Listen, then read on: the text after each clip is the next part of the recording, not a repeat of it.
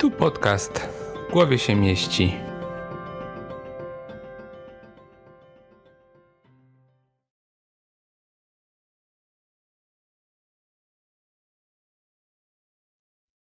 Okay, so hello everyone. It's Wrap Your Head Around It podcast. My today guest, Rike Kigart. She's a clinical psychologist, ACT psychotherapist, and ACT trainer. Hello, Rike. Hello, Adam. So nice to be here. Thank you for inviting me. Yeah, it's a thank you that you joined me on my podcast. It's a big honor and pleasure for me to have you as a guest on my podcast. Yeah, and I remember a very valuable for me workshop with you, a flexible therapist, and it was a great experience for me to be on your workshop um, to like it was for me the first such a powerful connection with ACT, the acceptance and commitment therapy. Yeah, and like to work with you. Also, I remember when we were like do some training skills during the workshop, but it also was very powerful for me. So thank you for that again. uh, yeah, and maybe Thank you, Adam. It's lovely to see you again. I remember this workshop very well as well. yeah, And for many reasons, one of them was that you and I did a role play. yeah, I specifically remember because we had a person translating from English to Polish and Polish to English. And I remember in the role play, I asked the translator, or I told the translator, you don't have to translate this. You were speaking in Polish. I had no idea what you were saying in words. And I completely understood what you were saying. So it was very powerful as well that to see you talk about something that is so important to you and me understanding it without understanding the actual words that you were saying. So I yeah, remember this as well. Yeah. yeah, and I remember like this emotional connection with you, which was very powerful for me too. Yeah, like we were talking about, uh, yeah, my values as daughters, and yeah, and it was also very powerful for me. Hmm. Yeah, and my first question would be like, what's important for you? Why you chose to, like, on the beginning, to be a clinician, to help others? What was your way to be at the point that you are now? That's a good question. I don't think I had like one clear path. I have always wanted to work with people, and I've always wanted to help people. And so when I finished school, I actually had quite a few years where I traveled around the world. I was traveling for 5 years, Mhm. and so everybody at home was worried that I would never get an education, that I would just travel around.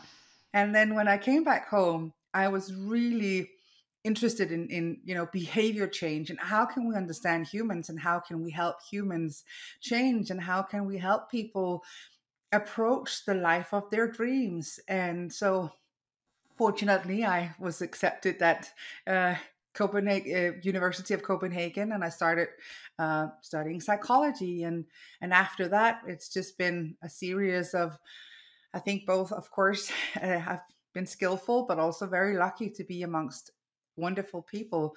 And so I got a job Mhm. straight away. And, so I've had the fortune of having a kind of very smooth career in that sense. Once I decided that that's what I wanted to be, from that, it was pretty smooth. Mhm, mhm. Yeah, great. So, like like you were interested in the human behavior, in the human change, and how you can help others to accomplish their like some goals. Yeah, how to help others. Exactly. Yeah. Yeah. Yeah, and how did you discovered ACT? what was the first like your contact with acceptance and commitment therapy? And yeah. So when I was still in university, we have like almost at the end when we have the opportunity to seek up a company and you get to practice and walk alongside of them for a period of time as a, I think it's called intern, isn't it? Yeah, intern. And so the company where I was actually the company that arranged the very first World Conference in ACT. Mm. So the people there were just hanging out with Steve Hayes and Kirk Wow. Strassel and Kelly Wilson, and so I was literally on my first day there, just thrown into an ACT workshop, and then invited to hang out with Kirk Strassel and Kelly Wilson Oh. and Stephen Hayes. So it was kind of like ACT found me in that sense. Um, and I remember in the beginning I was very confused because it on one hand it felt like home to me. It felt like a really compassionate and Yeah. respectful approach. And also ACT, acceptance and commitment therapy, has this component to it where you are invited to practice ACT from the inside out. Yeah. So you don't just talk about ACT, you're invited to do ACT. And so on my very first day, I was, learning about ACT, and I was experiencing ACT, and it completely blew me away. So yeah, and so then I knew that that is what I want to work with. That is the method I want to use because it's just so powerful. Yeah. So, on the beginning of the interview, I was trying to search the right word, and yeah, and to experience act is what we did on this role play. Yeah, and it Mm, also, I find out that it also hits many people very like very strongly. Yeah, that mm. you don't learn act only by like the logical way, but on this emotional compassionate way. Yeah, it's very powerful. It is powerful, and what I love about it is that we're now talking about like having practitioners, having therapists, practitioners of ACT practicing what they preach. I think it's so Yeah. powerful when you are seeing clients and when you are inviting them to approach their struggle in a different way. That you have actually walked the talk yourself. That you are living ACT rather than just talking about ACT. Yeah, exactly. And what is for you as a therapist, what is the like, do you have some like most important issues that you are carrying of in the therapy or in the session? Oh, that's a good question. Well, first of all, like today in my career, I don't see a lot of clients in Mm. that sense in psychotherapy. Yeah. Most of what I do is supervision of ACT and teaching ACT, Yeah. and kind of getting ACT out there, spreading the word. But and so if there's one thing I'm really passionate there, I'm passionate about a lot of things, but I'm really passionate about working with empowerment. So Mhm. I believe that ACT is very useful not only for people who are like suffering, um the way that we're assigning them a diagnosis, Yeah. but actually I think ACT is for everybody. And I particularly love to work with women, and helping women set boundaries, stand up for themselves, speak up. I love to work with having practitioners gain confidence. This is regardless of gender identification. I Mhm. really love to work with practitioners of ACT and helping them to feel confident in themselves and helping them to speak up and get themselves out there. So this is one thing that you're doing. I love that. You are in a podcast now, and you weren't that when the first time I met you. And so, getting yourself in front of the microphone, putting yourself on camera, daring to ask people from all over the world to come into your podcast. Yeah. That is what I love seeing, others stepping outside of their comfort zone and thriving in this world and speaking up about what is important to them. Yeah. So I Even think that if is one of my passions. even if I am sweaty all the time, no matter who I speak with, it's Exactly, but I think that is exactly the point. Because I'm guessing that your way here into this podcast was also with a lot of insecurity, a lot yeah. of sometimes even imposter syndrome, and so and because you're sweating, I think it's because this is scary putting ourselves up out there, and so bravery is what comes to mind. I think that you're unbelievably brave, Adam, and Thank I you. love to help practitioners be more brave Yeah. and step out there and do something that is important to them. Now, you don't have to start a podcast to do that, and that is just one example. Yeah. Yeah. But doing what is important to you, daring to be seen by others, and show up. I think that's amazing. Yeah. Yeah. It's amazing um, how we can um, not only create, but we try to um, solve, maybe not solve, but make our dreams come to reality. Yeah, like if we try. Yeah, many times before, I also, if we talk about podcast, I thought to do something like that, but always I have a thought that uh, what I can offer to like speak Yes. with you or with others, but yeah, but I see now that people they are saying that it's pretty interesting. They watch it, so I think that it is useful. And it's really useful, and I think it's very inspirational. And I think, like, so just to take this an example, you are showing up here, you are on camera on the microphone, we're both speaking a second language or another Yeah, language yeah, than our native tongue, and you're allowing yourself to be seen. And I think that is so inspirational to other practitioners and to humans in general, to do something that is important while also feeling scared, also feeling insecure, wondering what do I have to offer, and showing up anyway, because I believe that if we can do it, I believe that we can inspire others to go for it as well. yeah, yeah, exactly. And have you like noticed that there is some special area that you need to empower therapists? Like, is there some special, like maybe it is imposter syndrome, or maybe some other things that you feel that you need to help practitioners to go through it to Yeah, so the way I work is often, highly experiential. So if you come Mhm. to any of my workshops, of course there will be theory, and I'm very passionate about teaching people, or having people, practitioners, experience the model from the inside out. So areas that I am particularly interested in when it comes to practitioners, again, it's imposters, like like not beating imposter syndrome, but more like dancing with imposter Dancing. syndrome, and and Mhm. and bringing Yeah. imposter syndrome with you, and speaking up and showing up, and play big instead of playing small.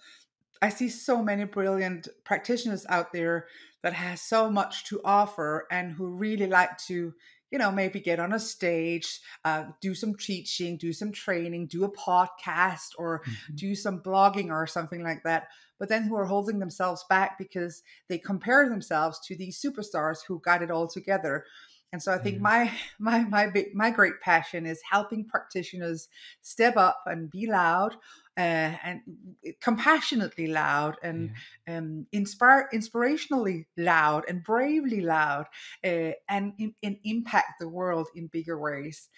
So some of it is through acceptance and commitment therapy, you know, uh, practicing the process of psychological flexibility. And some of it is also actually teaching people how to kind of start a business. I've started my own business, and have had my business for, I think, 7 years now. Mhm. So I'm also teaching people how to get up and running and to be kind of visible on Yeah. social medias and other places, which has nothing with, it doesn't have a lot to do with ACT. It's more like business coaching.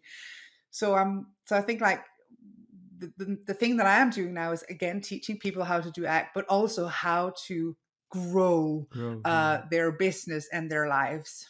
Right. I remember. Of course. I remember when you were saying to us on the workshop that we are rock stars. Yeah. And Yeah. Exactly.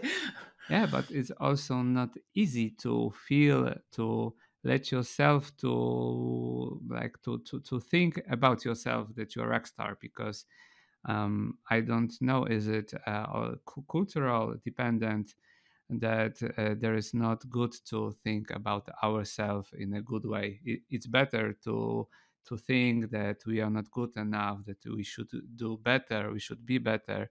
And yeah, it was also important for me that I can think about myself this way also. Yeah. Hmm. I think that this is the flexibility part of it, that, we often walk around, all of us, like practitioners or not, with this story about not being good enough, not being worthy, being unlovable, being stupid, and Yeah. all of these stories.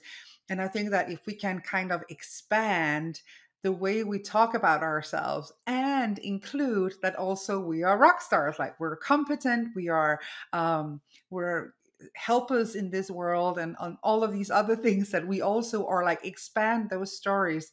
And I think it's interesting because that's what I love to teach others, to get into the rock star kind of, Yeah. to get into that mode. And I think, like, I don't think the actual rock stars ever feel like rock stars. I don't think a rock star is a feeling, but it's more like, can you step up? Can you go out on that stage? And sometimes it's an actual stage, and Yeah. sometimes it's like in an imaginary stage. Can you put yourself in front of other people and allow yourself to bring something important to this space? And I think that is the rock star quality. Can you, like, speak up and have an impact with talking about the things that are important to you? I Hmm. think that's the rock star, and that is badass. I think I'll also tell you that you would be certified badasses Yeah. by the end Yeah, by I the end of the remember. Yeah, workshop. it was great. Yeah, yeah. Yeah, and it's also important on like on how I understand it now, that we can be on the stage with all of those thoughts about not being good enough and to perform as a rock star. Yeah, like to do Yeah, job. Yeah. And that there is a business on the other hand, that we also have a tendencies to sacrifice ourselves, like to not take care about this business side of it. And I I also follow you on the social media, and then I saw that one of your posts was about that it's not it also not anything bad to take care of our business. Yeah. exactly. So many of us do run a business, and I think sometimes it's we don't like to talk about, like, that we earn money from other sufferings. And I really like to reframe that we make money from helping others, and that Yeah. we are needed. And so we're not taking other people's money, we are offering help.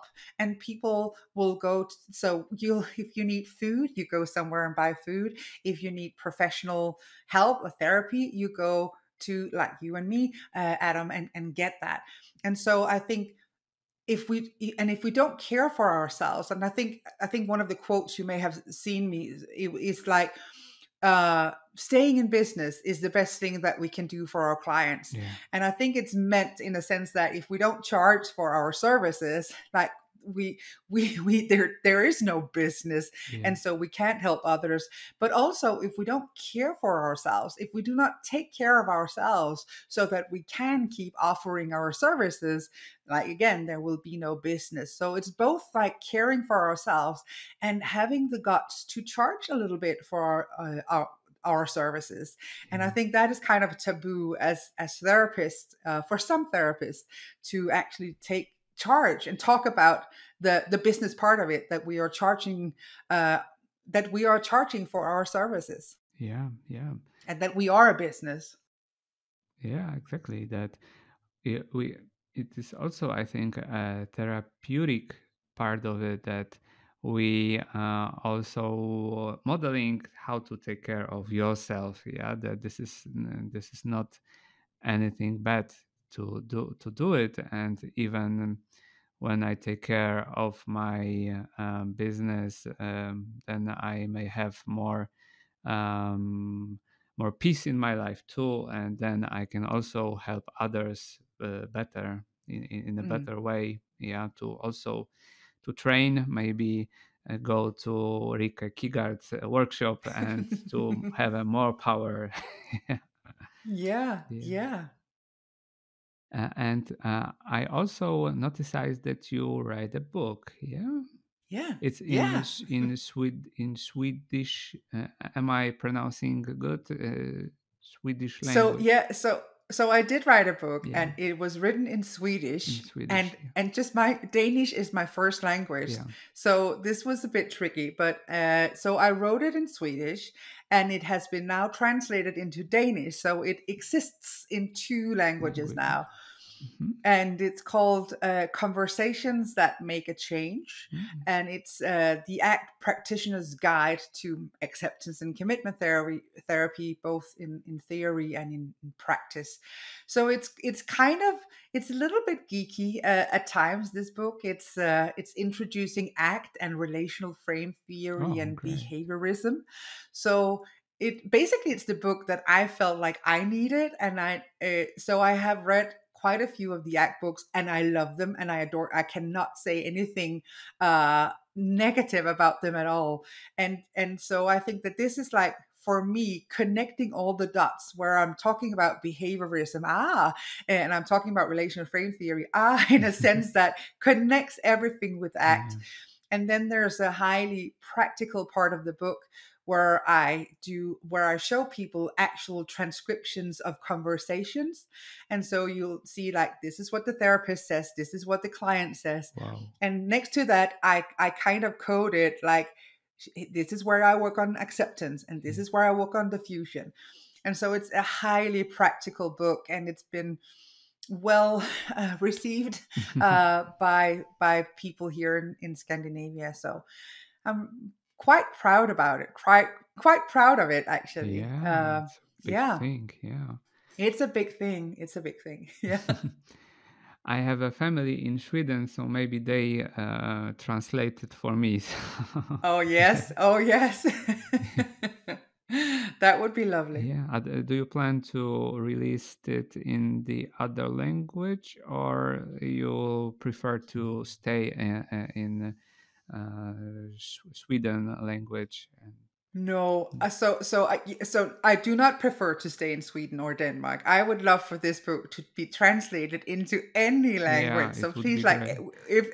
if somebody's out there thinking, "Oh, I could absolutely translate that," please contact me, because we would love to make that happen.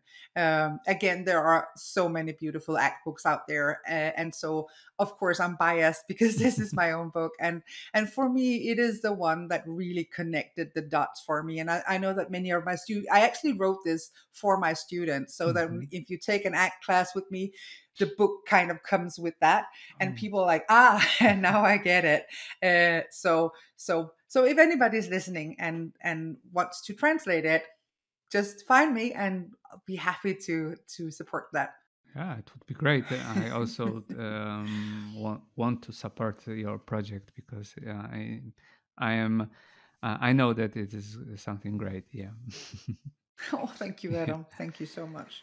And what's your recent workshops that you are planning, or maybe there is some school that you that you lead or you have in the act or So I'm doing a few things there. So in April, I'm starting another. Every second year, I'm starting a 2-year program in ACT, Mhm. which is a quite a big training program. So again, it's 2 years, and it's myself. It is Nicholas Ternica, Wow. Mr. RFT, I sometimes call him. Yeah. It's Kelly Wilson, it's Robin Walser, Kirk Strassel, Patricia Robinson, Of Louise course. Hayes, Russ Harris, So and all of the Benjamin stars Schoendoff. and So there's a lot of stars yeah. on that program. So that's coming up, and it's quite a big project. But then I've started something called the ACT Practitioners Academy, which is I actually born from. I have so many people saying, "Oh, I wish I could come to your trainings," and you live in Sweden, or you Yeah. in Sweden slash Denmark, because I'm right at the Denmark. border. I Hmm. do most of my work in Denmark.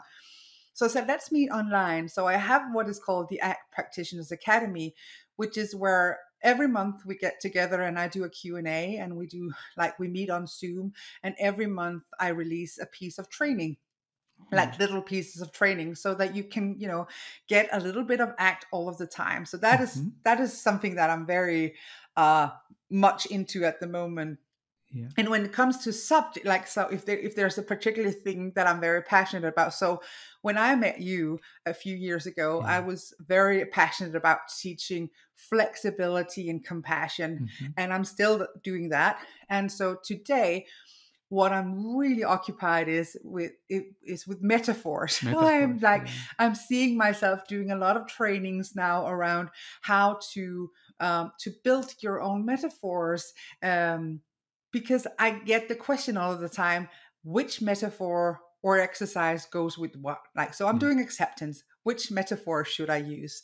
And I love that question.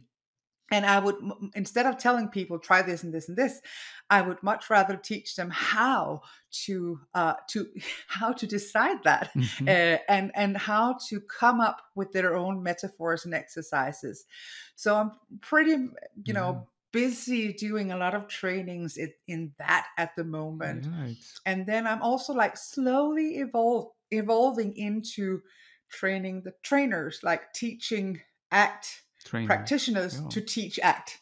Great. Yeah, that's something that's really fun, training the trainers. Yeah, and do you plan to create some, or maybe there is maybe some forming workshop about it? Because I also, after like I think a couple of years of also learning ACT, I also start to teach ACT, and yeah, and it would be also a good for me now information Yeah, where I can empower myself yeah. in this. I'm Um, actually I'm planning an entire course on it, like helping people where to start, what equipment to use, like all the tech stuff, like yeah. especially if it's online, how to market yourself, how to package your knowledge. And so I'm planning kind of a ACT trainers school, or school of ACT trainers, or something like that. Hmm. That I'm literally these days. I just told you this week it's a holiday in Sweden, so this week I have like post-it notes everywhere, and I'm designing an entire course for ACT trainers. Great. And so hopefully you'll be on board of it, and you could give me feedback if you think, and take the course and see what you think is valuable and what is not. So this Sure. is a formal invitation for you to join that program. Thank you very much. I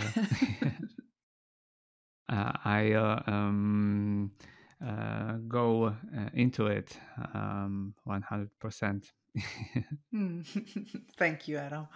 And when you said about the metaphors, I also like my experience is that they are the more powerful than when we use them. Also, especially understanding the context of our clients. So yeah, to have our own like the ability to build our own metaphors, it could help to like build metaphors more precisely to direct the patient's problem, yeah, with acceptance, or other things, yeah.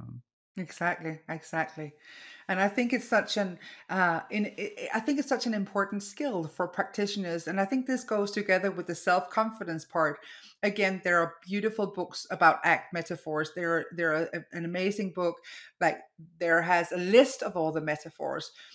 And I think, like, what if we found out how to do this so that we never run out of metaphors, so that we can constantly keep producing and tweaking them ourselves. And so that's, again, that's what I'm teaching right now, because I think that that gives practitioners the confidence to kind of, I want to be careful here, because I don't want to say don't read books, because I think, of course, we should read books. But I think sometimes we fall into the trap of going, oh, I'm just going to read one more book and then I'm going to practice, or Yeah, I'm just going to, check out, or I'll wait with a metaphor until I have, until I understand it correctly. yeah, and one And th- my, and and yeah, come on. yeah, and sometimes, like the place with the books, the wall with the books becomes the wall of the shame, because Exactly. you don't Exactly. want to look there. You have the emotional avoidance, because there's so many books that you plan to check out. I love that expression, the wall of shame. Exactly. All the books that you bought but never read. So yeah. So that's what I really like to teach people, how to first Yeah, understand, like, what is a metaphor and how do you translate that into act, and how can you then produce metaphors that fits each of the processes, like in a kind of flexible, fluent way. yeah. And I think when you know that, people become so confident. And when people are confident, I'm like cheering. Cheers. My little rock stars. Yeah, great. You have maybe some your like this is a typical question, but maybe you have some your like favorite metaphors, or um, Yeah. Oh, there are so many. There are many of them, and I think it depends on what time of the day you ask me, and in the, what where I'm like. A lot of the metaphors I use will be kind of like stories from my own life, and mhm, particularly like stories where I have been struggling, and have kind of, got up again.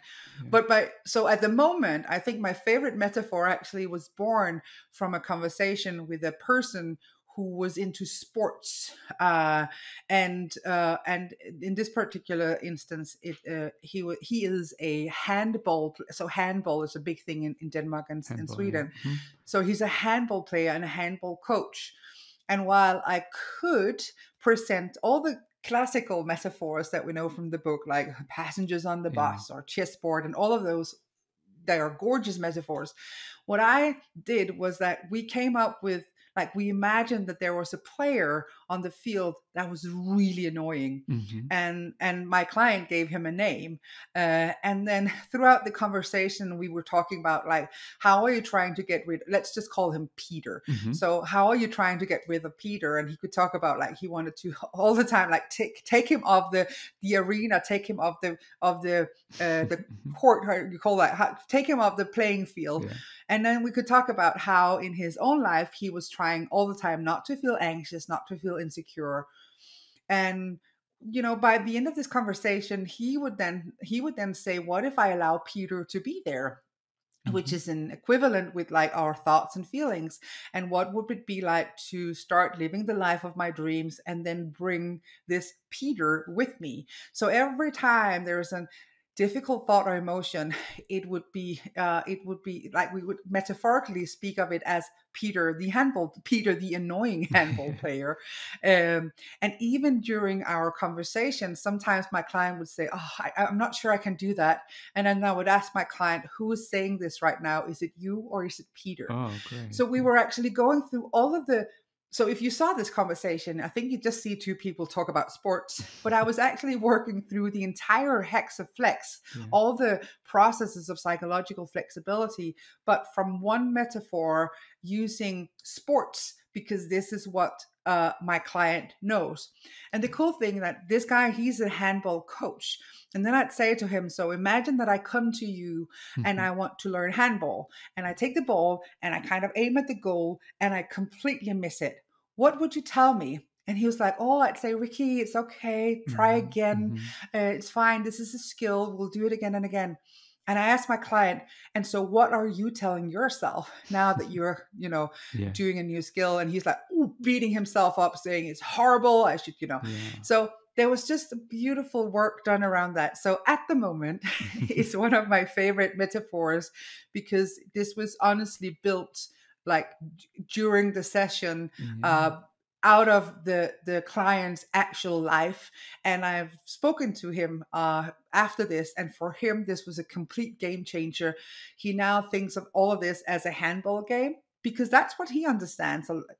And he's being a compassionate coach toward himself. Mhm. So every time he yells at himself, he imagines yelling at his students, and that's difficult. So he's practicing speaking to himself with kindness. And sometimes Peter shows up, the annoying thoughts and feelings, and he's making room for them.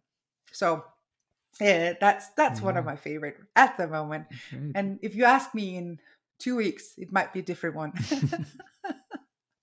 Yeah, but it's also beautiful how we can connect the one metaphor and like the how we can transform it into the like focusing on other processes, like to be more compassionate. How to use one metaphor to create more compassionate, to be more compassionate to ourselves. Yeah, how to accept the difficult thoughts and feelings. Yeah, so yeah, Yeah, it works beautiful.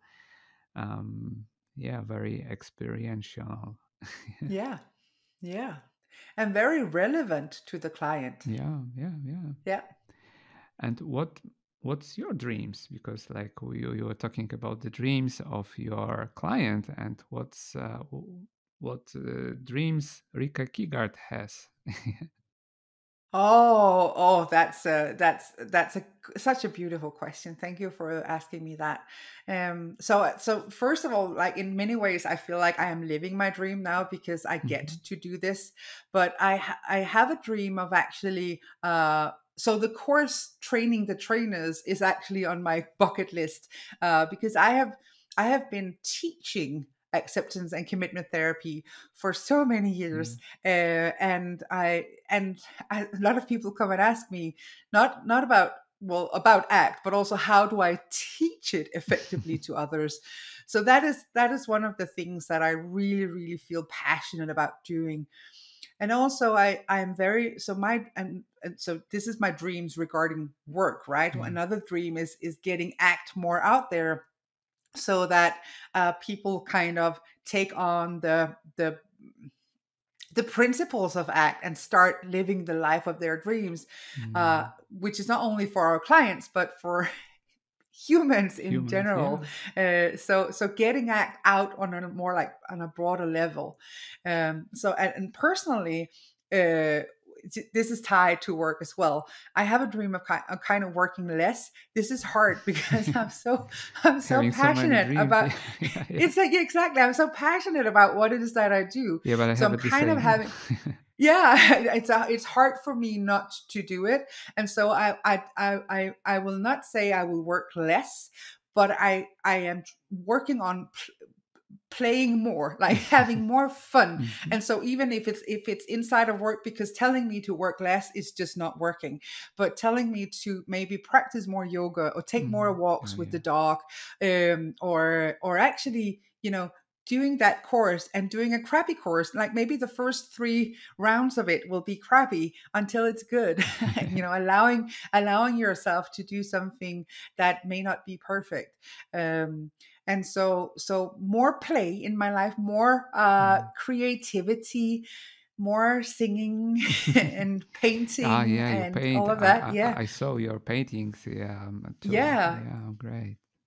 yeah. So I that's my dream. And then, and again, I said I was living my dream, like being like here with you is it's just amazing. Like that's one of the reasons I love my work. It's to have moments like this, both in the workshop Yeah. with you and the other people that were there, and then also having, reconnecting with you online. I think it's an amazing opportunity, and so Mm. I really do love. I have in many ways my dream job already, and there's always room for enhancement. Yeah. Yeah, it was also very for me, like very like I think that it was your compassionate part that you said after our role play, that you can like contact with me, like if you have some other like things that the doors are open, and it also it's also very powerful too, like this those little things that maybe we think that they are little, but for the others that they Yeah, can be a pretty big. Yeah. yeah. And it that still goes. Like I'm not too busy, too important, to this, to that, for my door to be open for you and others. Like I generally mean that. And I think that I Yeah. really meant it when I said it. Like, feel free to connect with me. I think connection is so important. Yeah. And I am, and so I'm also proud of you for reaching out and asking me to join this. Oh, it's That's actually taking up on the invitation to reach out and like we are in contact. I know yeah. that, on Messenger and all of Messenger. that.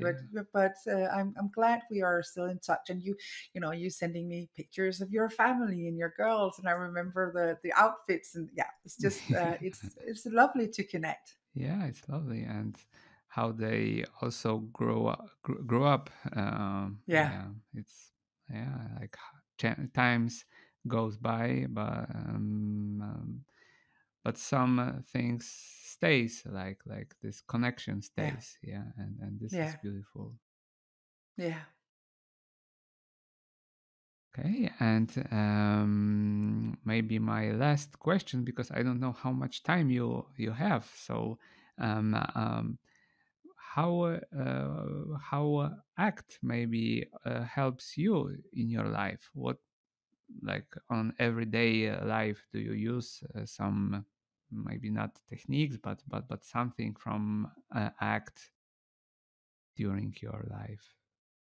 I absolutely. And so I think that I am no longer, well, I teach ACT, but I also I am I'm trying to live ACT.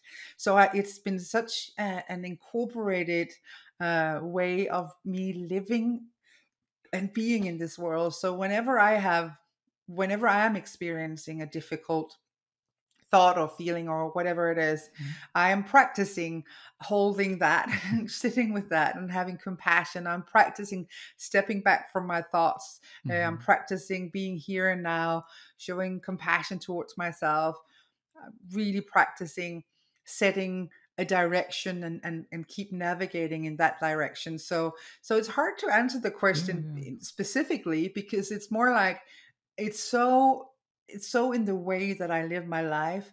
And I think the moments where I really see it is when I don't practice ACT. So Mhm. yesterday, for instance, I was just like, I was so tired and I was hungry, and it was just, I was not the, and then something happened with my son.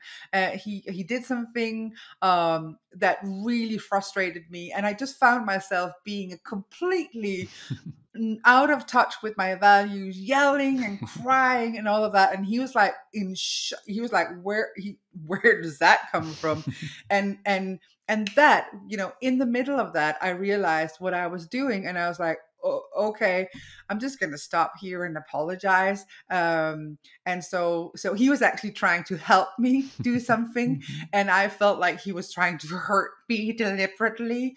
And all of this changed when I had a little food and a little sleep, and a little all of that.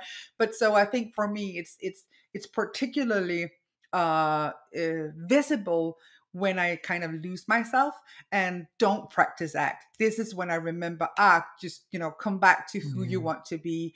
And then, because we always have a second, like there's always, you can always, in any situation, I strongly believe that you can always choose to step back and take another step forward in a different direction. And so Yeah. yesterday I had to practice, or not had to, but I chose to practice apologizing and kind of naming my experience rather than like try being like a monster towards my son. Yeah, Yeah, yeah, yeah. But on the other hand, it's also like it's a human thing that we can't all the time like to do everything like perfect. Like we are getting tired. So yeah, it's great that you yeah, said that we can okay to do a pause and step back and to like come exactly. back where I Yeah, want to be. yeah. I said to him, I need a hug. And he gave me a hug. And then I cried. I cried a lot. And then, then I felt different. Yeah. And so I think this is so important to, again, as you're saying, that we are humans, that we do make mistakes, or sometimes we lose ourselves, and we act on a, we act out a version of ourselves that Yeah. we don't want to be. And we always have the power to stop, pause, and then come back as the person we want to be. Yeah. Great. Hey, Erika, where we can find you, our my audience? We could you say maybe your page or the things that you maybe want to say on on the end of our episode? So, so I think like finding me, if you ever able to spell my name, but like, do you have a link under your, like, can you link to Yeah, my, so I I think will. like if you find me, if you get my name right, so it's my name, it's Okay. rickykelgard.com. Okay. If you just go there, you'll find me and you'll find all of the things that I'm doing. I also have a free Facebook group, and I link to that on my web. So if you just find my website or find me on social media, you can, everybody's welcome to join inside the Facebook group as well. It's called Impact. Impact. Okay. Impact. So, but rickykelgott.com, come find me there, and there you'll see all of the things that I'm doing. And I really invite you guys to connect with me. Also, I'm trying to kind of be more active on social media. So find me and follow me and help me, help connect with me. I would really love that support. Great. Yeah, and you have your episodes. They um, called. Cocktails and courageous conversation. Yeah, exactly. Yes, Yeah, we it's have a drink. Sometimes Coke. Yeah. sometimes sometimes it's a virgin drink, and sometimes it's not. But You never it's know. me. We never know. But I meet up with people that I adore, and then we have a drink or a coffee or a tea or Yeah, whatever, and have a conversation. So yeah, so I'm once a month ish. yeah, I have a one of those. So, and it's all on my website as well. yeah, yeah. So cocktails and courageous conversations. Yeah, they are also great. I saw one with Russ Harris. You have Edna Foa, also Yeah. like many very valuable interviews. Yeah, it's also great. Thank you. Thank you. Okay, so thank you again that you joined me on my episode. It was an honor to have you as a guest, and hope maybe one other day um, you will also join me again, maybe on some special topics. Maybe we can like to create something interesting. Yeah. That, as you know, I love to connect with you, Adam, and so whenever you want me to join something, please reach out. Thank you. I always love to Thank you. And I collaborate with you. join your the school. Joining the trainers, Yeah. School School of of Act Trainers. trainers. Yeah, yeah. I will follow you, and then I register. And Absolutely. yeah. Absolutely. Thank you so much for having me. It's been a pleasure connecting with you and the people whose lives you impact. Oh, thank you. Thank you so much, Rika. Thank you. Yeah.